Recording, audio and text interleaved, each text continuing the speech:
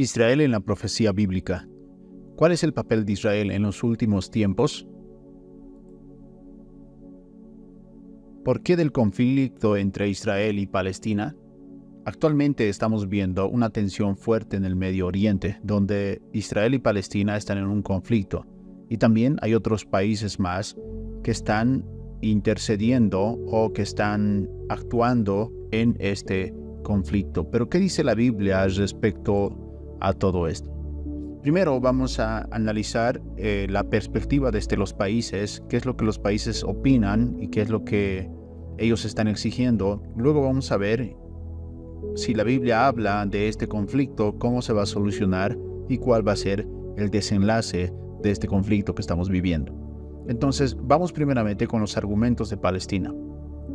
Lo que Palestina en resumen reclama es el reconocimiento a Palestina como un Estado con la capital en Jerusalén. Entonces, en este conflicto, Palestina tiene un pedido, que es que les reconozcan como un Estado que es independiente y tener su capital en Jerusalén. Pero nosotros vemos que este pedido de reconocimiento de Palestina es un pedido que quizás puede ser concedido, pero que la capital sea Jerusalén es muy difícil, ¿no? El punto 2 que exige Palestina es la fin de la ocupación israelí en los territorios palestinos. Según el pueblo de Palestina,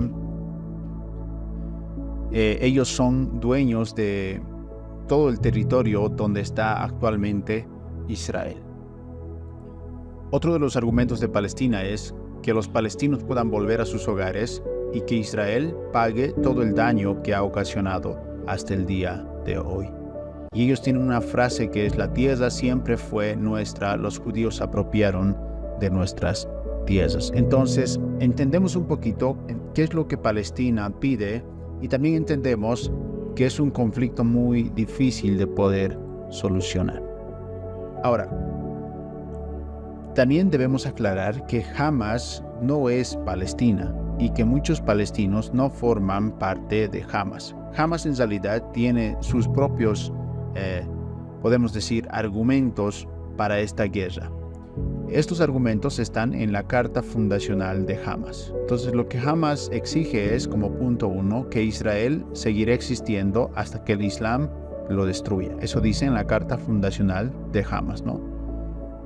El punto 2 sería que la tierra de Palestina es sagrada y nadie puede renunciar a ella. Por eso estos grupos terroristas están incluso felices de dar la vida por sus convicciones. El punto 3 sería la iniciativa de paz o las iniciativas de paz contradicen a los principios de la resistencia islámica. Entonces, lo que Hamas busca no es solucionar esto pacíficamente, sino en la carta fundacional ellos explican que deben levantarse en armas y luchar por aquello que les pertenece. El punto 4 sería que el día del juicio no llegará hasta que los musulmanes no luchen contra los judíos y les den muerte.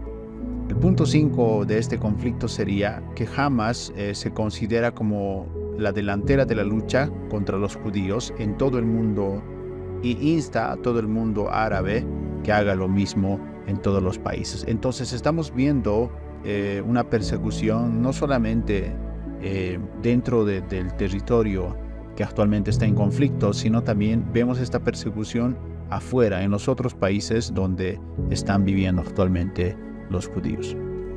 Ahora, ¿cuáles son los argumentos de Israel para la defensa y para el ataque, en este caso a Palestina?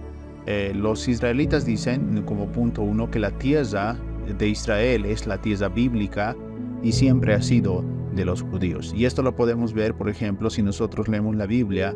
Israel siempre ha tenido conflicto justamente en esta parte del territorio.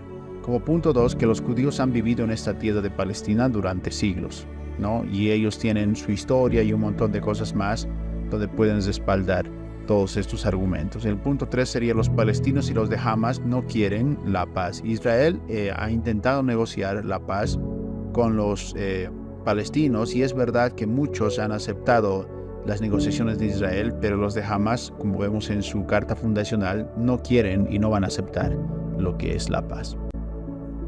Ahora, ¿pero qué tenemos que ver nosotros quizás como seguidores de Jesús en todo este conflicto? ¿Por qué tenemos que estar atentos a todo esto?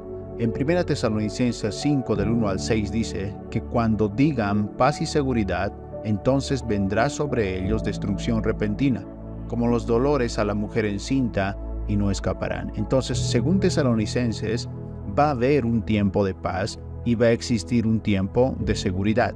Entonces, esta es una profecía bíblica que aún no se ha cumplido, porque evidentemente ahora más que nunca estamos viviendo en carne propia este conflicto que está afectando a estas dos naciones. Pero va a haber un tiempo donde sí va a haber paz y sí va a haber seguridad. Pero tristemente, luego de ese periodo de paz y de seguridad, va a venir, dice, sobre ellos, esto hablando a la nación de Israel, destrucción repentina como los dolores a la mujer encinta, y no escaparán. Ahora, ¿cuáles son los proyectos de paz? Si esta es una profecía bíblica, el de la paz y seguridad, ¿realmente el mundo está trabajando en lo que es paz y seguridad? Porque no solamente tenemos la guerra de Israel, ahora también tenemos la guerra de Rusia y de Ucrania, y también muchos países actualmente están en una guerra, quizás no tan mediática como la de Israel, pero están atravesando guerras. Entonces, ¿el mundo realmente está buscando paz? ¿Esta profecía está cerca de cumplirse? Vamos a ver un poco acerca de los proyectos de paz que el mundo ha planteado justamente para Israel, Palestina, pero también para todo el resto del mundo. Como punto 1, entonces, tenemos el plan de paz del cuarteto. Esto fue propuesto por Estados Unidos, Rusia, la Unión Europea, la ONU, y propone una serie de pasos para alcanzar la paz en estos dos países. Entonces, tenemos este proyecto que se está ejecutando y hay muchos que están trabajando en poder alcanzar justamente la paz en esta región del mundo. También tenemos el plan de paz de los árabes, que es un proyecto que ha sido propuesto en la Liga Árabe en el 2002. Entonces, los árabes, por su parte, tienen también un proyecto y están buscando también la paz. Otro proyecto, otro plan sería el plan de paz de Donald Trump, propuesto en Estados Unidos en el 2020, que busca una solución entre justamente estos dos estados que están en conflicto. También hay planes para la paz mundial, como la Agenda 2030 o la Alianza Global para la Paz o la Alianza Religiosa de la Paz. Entonces, el mundo vemos que está buscando constantemente la paz. Y la profecía que hemos leído en Tesalonicenses dice que cuando venga paz o cuando llegue la paz y la seguridad, entonces el mundo va a alcanzar esta paz y seguridad, pero por un breve periodo de tiempo, así como lo dice la profecía bíblica. Ahora, la Biblia también dice que no se sabe cuándo va a venir Jesús. Y la venida de Jesús es importante porque cuando se establezca la paz y seguridad, no va a faltar mucho tiempo ya para que el Señor vuelva nuevamente a la tierra. Entonces, si nosotros leemos, por ejemplo, en 1 Tesalonicenses 5:2, nos habla que el Señor va a venir como ladrón en la noche, y nosotros no vamos a saber, o el mundo no va a saber cuándo va a ser su venida, sino su venida va a ser sorpresiva. Pero una señal antes de su venida será la paz, como lo profetiza Tesalonicenses.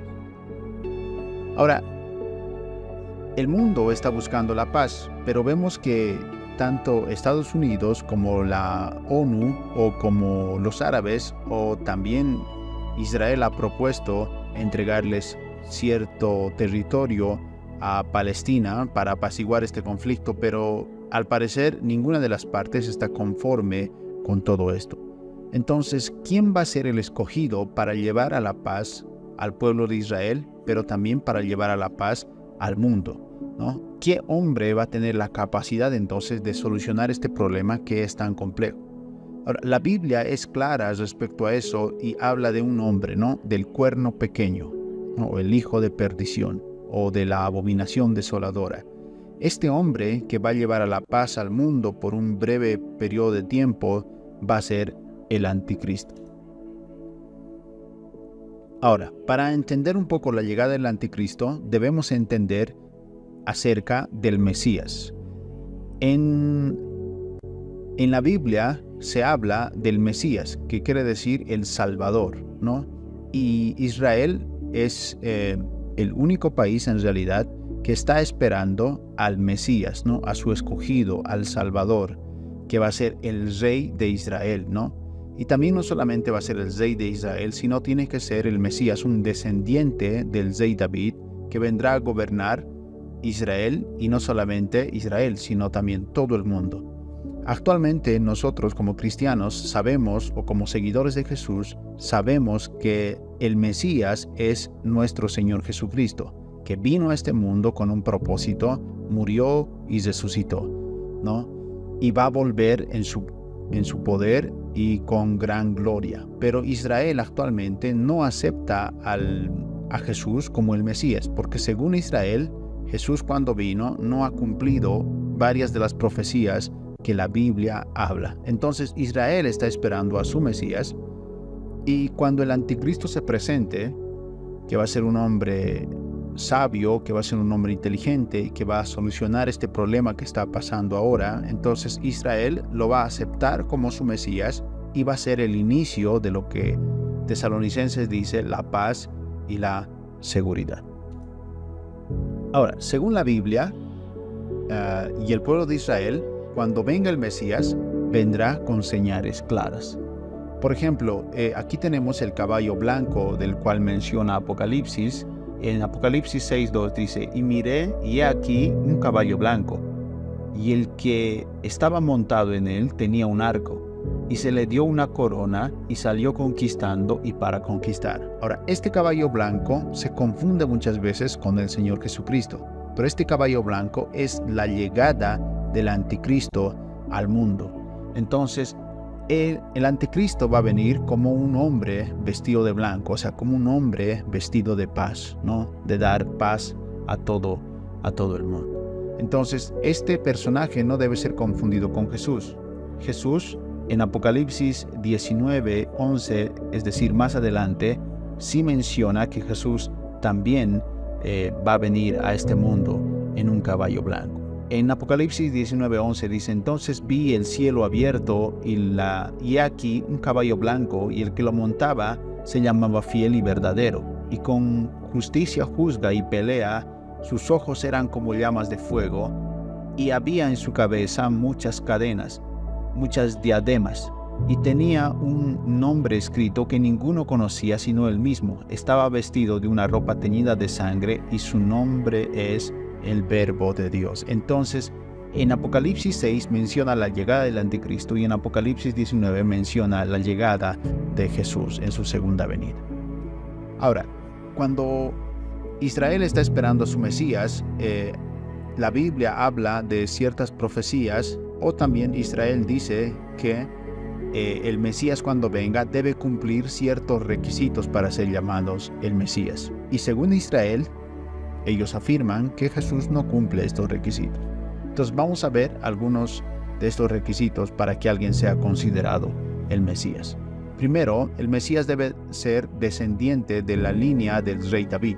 Según las profecías, el Mesías debe ser un descendiente directo del rey David. Esto se basa, por ejemplo, en pasajes como Miqueas y Samuel. Miqueas dice, pero tú, Belén Efrata, pequeña para estar entre las familias de Judá, de ti me saldrá el que será Señor en Israel, y sus salidas son desde el principio de los días de la eternidad. Entonces Miqueas está hablando que el Mesías debe ser de la familia de Judá y también debe nacer en Belén. Entonces, y Jesús ha cumplido a cabalidad esta profecía. Ahora, 2 Samuel 7 del 12 al 13 dice, y cuando tus días serán cumplidos y duermas con tus padres, yo levantaré después de ti a uno de tu linaje, el cual procederá de tus entrañas, y afirmaré su reino. Él edificará casa a mi nombre, y yo afirmaré para siempre el trono de su reino. Ahora, esta es otra profecía de Samuel, hablando específicamente del Mesías. Ahora, si nosotros analizamos la profecía, vemos también que Jesús la cumple, porque si nosotros analizamos el libro de Mateo, en Mateo habla de la genealogía de Jesús, y Jesús es descendiente del rey David. Ahora, otra profecía que el Mesías debe cumplir cuando venga es la reunificación del pueblo judío. El Mesías, dice, reunirá a todas las tribus de Israel y congregará a los judíos dispersos alrededor del mundo. Actualmente, o hace muchos años atrás, el pueblo de Israel estaba disperso, no tenían una tierra donde estar o donde quedarse, y estaban dispersos en todo el mundo, ni siquiera tenían un estado formado. Pero ahora nosotros podemos ver que el pueblo de Israel justamente está formando en esa tierra que ahora está en conflicto. Entonces, este es un mapa de las 12 tribus más o menos de Israel y cómo están en esa región que ahora está en guerra, ¿no? Ahí tenemos las 12 tribus. Entonces, lo que tenemos que entender es que Jesús, en su primera venida, cuando vino como hombre, no cumplió todas las profecías, porque en su primera venida Jesús vino no a gobernar Israel, quizás no a tener el trono de David, sino él vino con un propósito: salvar al mundo de sus pecados. En su segunda venida, cuando el Señor vuelva nuevamente a esta tierra, ahí él va a venir a reclamar lo que siempre le ha pertenecido. Él va a venir como lo que es, como el rey de todo este mundo, y va a establecer su reino. Ahora, otra de las profecías es que cuando venga el Mesías, él debe reconstruir el templo en Jerusalén. Se espera que el Mesías reconstruya el templo en Jerusalén y restaure el servicio del templo según las leyes religiosas judías. No, cuando Jesús estaba, es verdad que existía aún el templo de Herodes y Jesús iba regularmente al templo, pero esto de la reconstrucción del templo lo va a cumplir el anticristo. Cuando el anticristo venga, va a firmar ese tratado de paz y de seguridad, va a construir el templo, y la Biblia dice que después de 3 años y medio va a ofrecer ahí un sacrificio no agradable a Dios. Entonces ahí los judíos se van a dar cuenta que realmente el anticristo no era su Mesías. Ellos pensaban que sí, pero en realidad no, porque el anticristo, la Biblia afirma que se va a hacer adorar a sí mismo como Dios. Ahora es interesante porque el templo representa la presencia de Dios en la tierra. Pero cuando Jesús vino y habló con la mujer samaritana, Jesús le dijo a la mujer samaritana: no solamente en el templo van a adorar, sino va a llegar un día donde los verdaderos adoradores van a adorar a Dios en espíritu y en verdad. Y ahora en todo el mundo, gracias a la muerte del Señor Jesús, nosotros tenemos acceso al trono de la gracia. Nosotros tenemos acceso podemos decir, al lugar santísimo. Y ahí nosotros podemos llorar, podemos arrodillarnos, podemos clamar a nuestro Dios. Y gracias al Señor Jesús nos da ese acceso. Entonces, el templo físico, aunque no vamos a decir que no es importante, pero Jesús hizo mucho más que ahora muchos judíos quizás no están comprendiendo, porque no solamente es adorar a Dios en el templo físico. Es verdad que ese templo es muy representativo para ellos, pero en realidad Jesús nos dio acceso al lugar santísimo con su muerte. Ahora, otra de las profecías que el Mesías debe cumplir es el establecimiento de la paz mundial. El Mesías traerá la paz al mundo y resolverá los conflictos internacionales, estableciendo una era de paz y de justicia. Ahora, el Mesías o el falso Mesías que va a venir, que va a ser el anticristo, va a cumplir esto a cabalidad. Por eso es que muchos se van a confundir y van a decir: este realmente es nuestro Mesías. La Biblia dice que el anticristo, cuando venga, va a firmar un tratado que va a durar 7 años, pero a la mitad de esos 7 años, o sea, después de 3 años y medio, va a romper ese pacto y en realidad va a empezar a perseguir y a asesinar al pueblo de Israel. Pero cuando Jesús vino, también cumplió esto. Porque, ¿qué es la paz humana, podemos decirlo así? Sino es más importante la paz que nosotros podemos tener con Dios.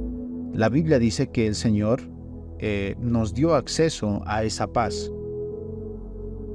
Dice: justificados pues por la fe, tenemos paz para con Dios. Pero también el Señor Jesús va a cumplir a cabalidad esta profecía de la paz mundial en su segunda venida. Otra profecía es que el Mesías, cuando venga, tiene que traer ese conocimiento y debe llevar a adorar a Dios. El Mesías enseñará a las personas sobre Dios y promoverá el conocimiento y el temor de Dios en la tierra. Desde que Jesús vino a este mundo, vino con un propósito, y vemos en los años de su ministerio, Jesús siempre hablaba de su Padre, que su Padre era Dios, y él predicaba lo que era el reino de los cielos. Y aquí hay una diferencia entre Jesús y el anticristo. El anticristo, cuando venga, dice, no va a hacer caso de ningún Dios, sino él se va a hacer adorar como Dios mismo. Otra profecía que debe cumplir el Mesías es la resurrección de los muertos.